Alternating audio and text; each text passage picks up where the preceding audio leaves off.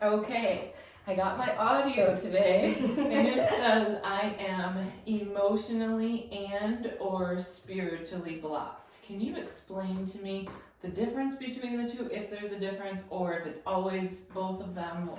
How does that work? Okay. And what does that mean? Yeah, okay.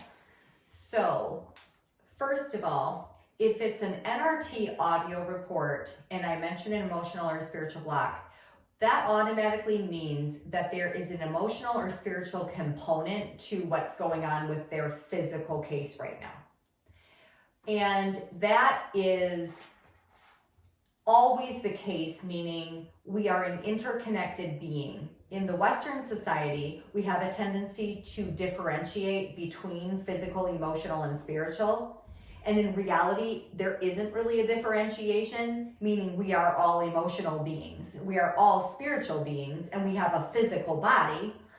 But when I would mention it would be if it's a primary contributing factor to the physical symptoms or the physical state of being right now. So in the nervous system, there is not a differentiation between those three different categories in terms of that it can be blocked from healing. All three of those things can block the body from healing, okay? That's why it's relevant to the NRT audio. And I think the easiest way to understand this is that our subconscious brain doesn't know the difference, for instance, between something physically happening to us versus the mind playing a trick on us, and the physiological response, i.e. hormone response, i.e. hormonal stress reaction, is the same. And I think the closest thing to people understanding this would be the difference between you're walking through the woods and all of a sudden you turn around and you see a bear running after you. This is a very physiological response in real life of your sympathetics kicking in, fight or flight, and you want to get that out of there. But now put yourself in a situation where you're watching a movie, and hopefully not a horror movie, because I mean, that don't even get me going along that whole train of horrendous toxicity that we allow in our body to digest that is very unhealthy. But let's just say theoretically somebody's watching a movie and all the lights are off and they're really intense and they're really into it, and now some scary scene comes on. What happens in your physical body? You have the same stress response, the same sympathetics kick in. You're scared, so that if somebody were monitoring your physiological functioning, it would look the exact same on all the monitors as if you were out in the woods and a real life bear is running after you. That's what I mean by the subconscious brain does not know the difference. So when we have ourselves in a pseudo reality situation, which we're in lately 90% of the time, probably with our tablets and our iPhones and TV and watching the news and all of these different fear states, the result is a very harmful physical body reaction. The result is hormones that are pumping and coursing through our veins that are not intended to. And we sort of do that nowadays without any consideration to how damaging or detrimental or harmful these things can be, especially, with the children with phones and tablets and so forth. And all of these things are very addictive substances. So just like I'm not going to give my 5-year-old cocaine and say, oh, you should be able to handle that. Why would I give my 5-year-old a tablet and be like, oh, you should be able to handle that, right? Mm-hmm. So I just crossed into technology because I don't think we really can even begin to understand some of the considerations we probably should be having that maybe we don't nowadays. But anyway, back to the example, emotionally blocked, spiritually blocked. Let's say that we have a conversation with our boss, and the boss, kind of spells a couple things out. and the result is maybe, you know, fear of losing the position, but then you're not really sure, and they say, you know, I'll get back to you in 2 or 3 weeks. Now this individual goes home, and what are they feeling? They have anxiety, they have some panic, they have some depression, they have some, oh my gosh, I'm not good enough, or I'm not worthy, or what if, and they go into all of this mind, the mind starts going crazy. As a result, the physical body starts, you have heart palpitations, you have the physical body response.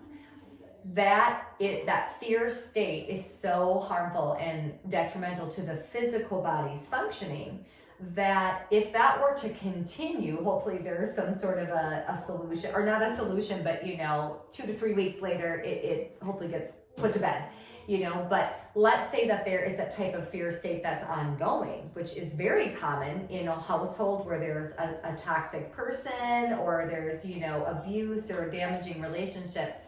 That chronic situation of hypersympathetic response, fear response, literally puts the person into a disease state.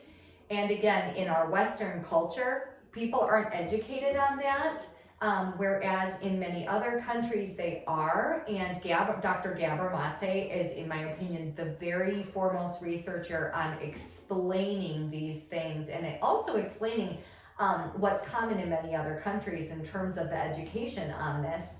But the physical body is, you could even argue, more affected by the emotional state and the spiritual state than even just what you're eating or what you're drinking or putting in your body. So it's a very, very big deal. So if somebody's emotionally blocked, it would be that the emotional state, whatever it is that's going on in their environment, is blocking their physical body from healing. If I report a spiritual block, that is very similar, but it's going a little bit deeper into, there probably would be a number of different ways to explain this. And I guess what's tricky is whoever I'm speaking to right now might come from a very different religious background and or spiritual background than I have. So I want to be aware of that. And so I don't want to put this into any type of denominational, you know, or religious lingo. But I do want to talk about the physical result, I guess, is what really matters to me. But let's say that we are in a hyper state of unforgiveness to somebody.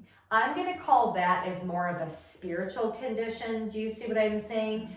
Whether you have a Christian background or not, forgiveness is one of the paramount states of health.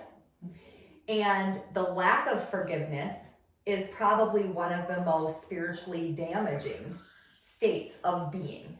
Again, regardless of what religion or background or denomination that you are. So if I'm in a chronic state of unforgiveness, that probably means that I'm holding on to a lot of resentment, a lot of bitterness, and a lot of anger.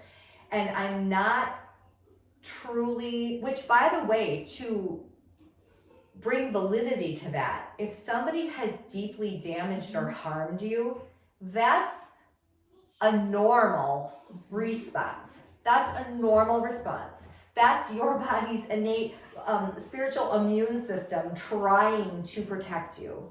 That is appropriate for what happens or what goes on. But the difference between an acute injury versus a chronic injury is typically, in the physical body, is typically what you're doing to facilitate healing, to facilitate reoxygenation and blood flow, and to heal from an injury. It takes time, it takes attention, it takes intention, it takes care, and it takes repetition of all of that. So from a spiritual perspective, if somebody is deeply damaged or harmed you, you absolutely should have a fear response, an anger or resentment, a bitterness. That's natural, that's normal.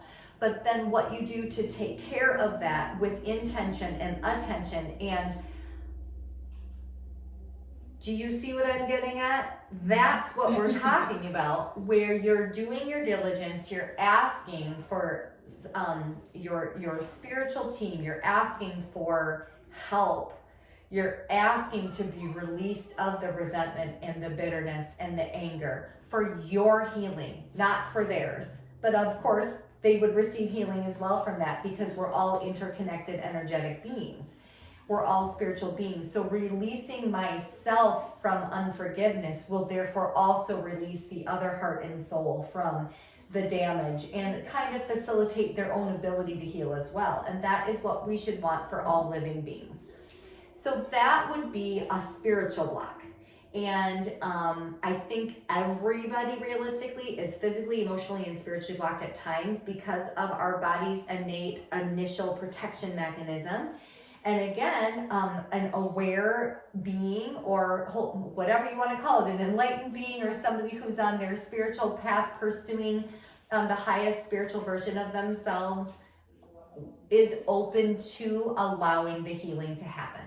Does that make sense? Yes, for sure. So obviously there is coaching for that, there is help for that. Everybody chooses a different avenue. You know, I see a gamut of different, again, spiritual backgrounds and so forth. And so for one person, it's worship music. For the next person, it's prayer. For the next person, it's their counselor. For the next person, it's our holistic mental wellness program, which I think does a beautiful job, I say this humbly, of really allowing the facilitating of the healing on all three of those body, soul, spirit, or physical, emotional, and spiritual, while also having so much respect for what that person's spiritual background may be, so again, somebody else is their pastor, the next person is being out in nature and just really doing some deep, meditation or prayer. But regardless, the point is to facilitate that body to be able to heal. We desire freedom. So across the board, what I would say is that freedom is the answer. And that is when it comes through in an audio for an NRT scan, it's basically that person's, hey, FYI, you need to pay some attention here to yourself emotionally or spiritually. You're not in freedom. And so what is the solution to that? That's your answer. So Awesome.